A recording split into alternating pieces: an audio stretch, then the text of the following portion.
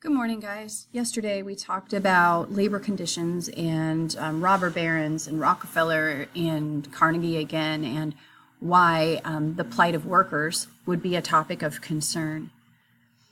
Your 141 people that die, we'll quiz over that, not today, but tomorrow when I can run the tech effectively.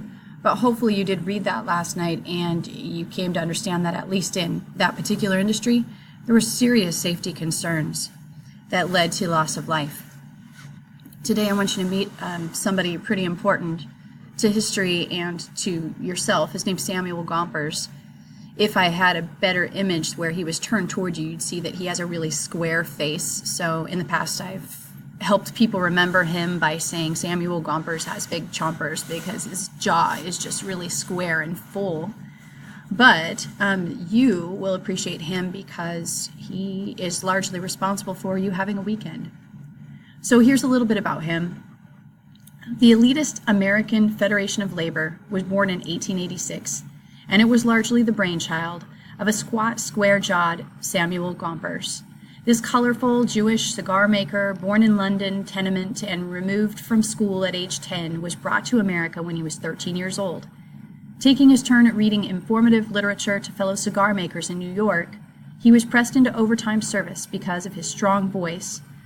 Rising spectacularly in the labor ranks, he was elected president of the American Federation of Labor every year except one from 1886 all the way to 1924.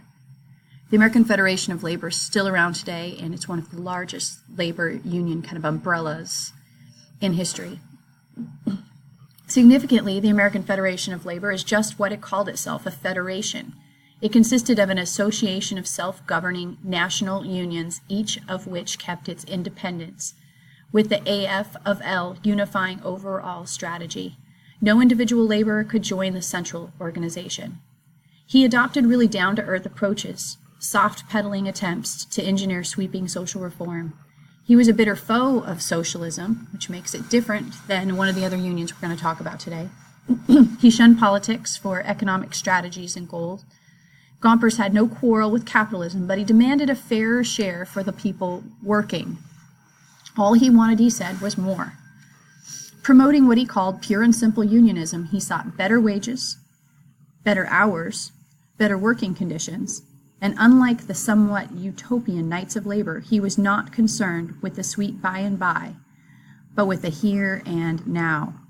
A major goal of Gompers was the trade agreement authorizing the closed shop, or all union labor.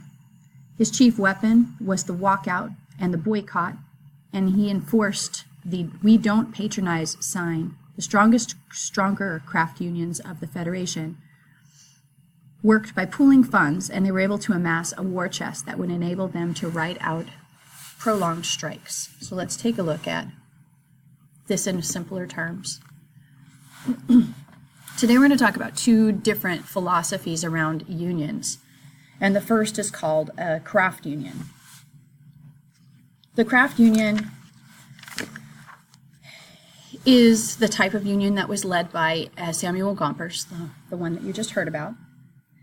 And the idea behind a craft union is that you include the skilled workers from more than one trade. So you organized skilled workers, the people that can't be replaced as easily. Here we go. As labor activism spread, it diversified into two major types of unions, which made great gains under really forceful leaders. Craft unionism was one approach. One approach to organization of labor was craft unions, which included skilled workers from one or more trades. Samuel Gompers led the Cigar Makers International Union and led them to join with other craft unions in 1886. The American Federation of Labor, or the AFL, with Gompers as its president, focused on collective bargaining, or negotiation between representatives of labor and management to reach written agreements on wages, hours, and work conditions. Unlike the Knights of Labor, the AFL used strikes as a major tactic. Successful strikes helped the AFL win higher wages and shorter work weeks. Between 1890 and 1915, the average weekly wages in unionized industries rose from $17.50 to $24. The average work week fell from almost 54 and a half hours a week to just under 49.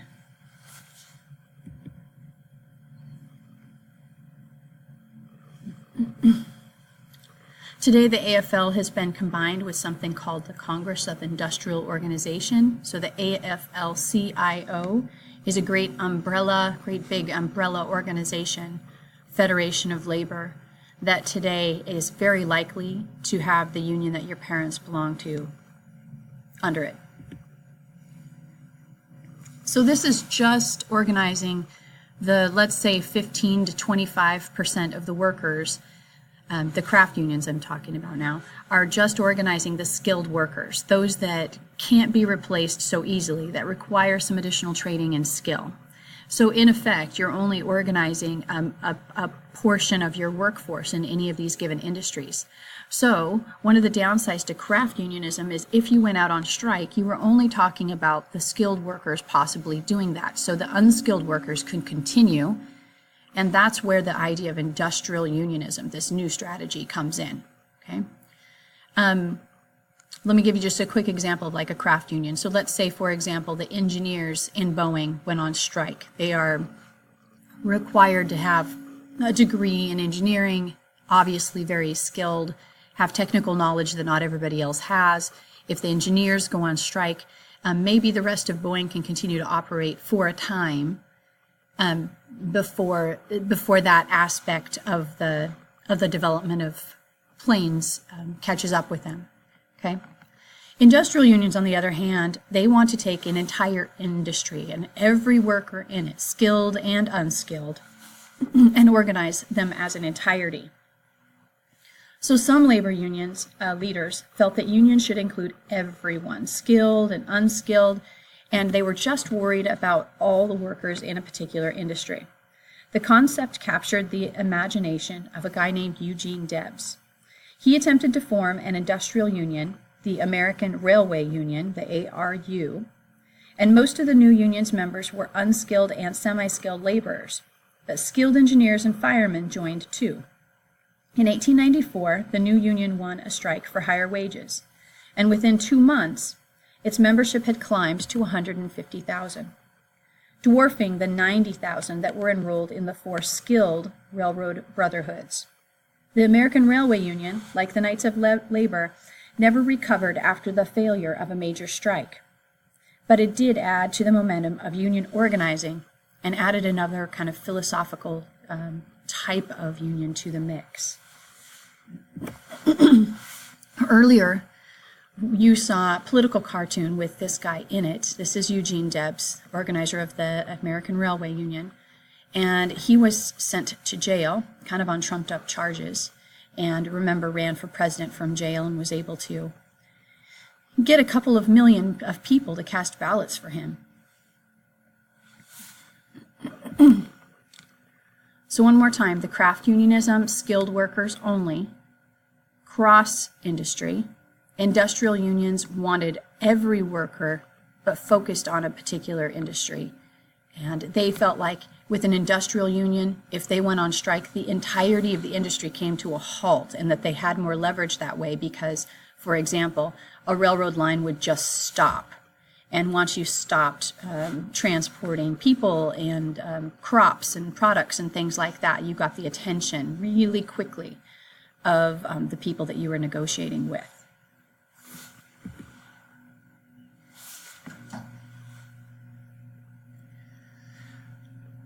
So one of the facts that I was going to make into trivia, which you're not going to do today because I'm not there, obviously, but in 1882, an average of 675 laborers were killed every week. This is how dangerous work conditions are. That's pretty amazing. And so as these unions become available, you see membership in them climb, climb, climb. What you're going to look at next, though, are these strikes that you can see on the chart in front of you, that after significant strikes, membership in unions drops. And we're going to look at what are the similarities and differences between 4 major strikes that happen around the nation at the time. Okay? Last piece for today before you're sent off on your mission. We ended last week looking at the mural, and I said that this was associated with the International Workers of the World, a union that organized around here. So I just wanted to leave you with just a little bit about a union that had more local flavor. In an attempt to solve problems faced by workers, Eugene Debs and some other labor activists eventually turned to socialism, an economic and political system based on government control of business and property and a more equal distribution of wealth. Socialism carried to its extreme equaled communism, and as advocated by the German philosopher Karl Marx, would result in the overthrow of a capitalist system. And so people viewed it as as competition for sure, and as an enemy to some. Most socialists in the late 19th century America drew back from this goal, however, and worked within the labor movement to just achieve better conditions for workers. So their goal was short term, but if somebody wanted to use this as propaganda against a union, they could continue to point to the long-term goal and draw people's skepticism to it.